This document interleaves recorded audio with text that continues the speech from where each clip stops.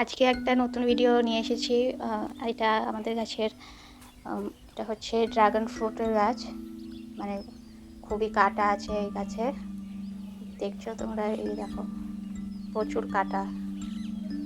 এই গাছটাতে এবারে 11-12খানা ড্রাগন ফ্রুটের ফুল ধরেছিল। তো এটা একটা ফুল, ওই দিকে দূরে একটা ফুল রয়েছে, ওই নিচের দিকে, মানে যেখানে একটা ডালে একটা করে করে ফুল হয়েছে।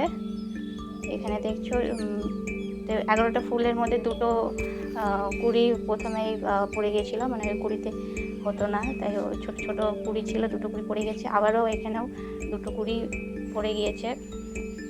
কুড়ি যদি ফুল যদি পরিপক্ত না হয় তাহলে এরকম হলুদ রঙের হয়ে থাকে। তো সে 11টা থেকে তাহলে 4টে কুড়ি পড়ে গিয়েছে, এখন আছে 7টা ফুল এখন আছে। এই ফুলই দেখা যাক যে এই ফুল থেকে কটা ড্রাগন আমরা পাই। আগেরবার আরও কম হয়েছিল, আগেরবারে দুটো মাত্র ড্রাগন ফ্রুট হয়েছিল।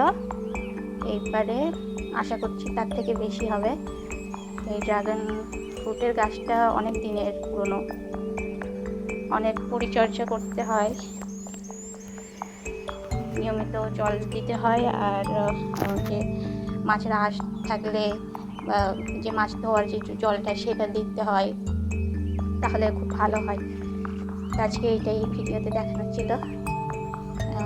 ভালো লাগলে একটা লাইক করে দেবেন। টাটা।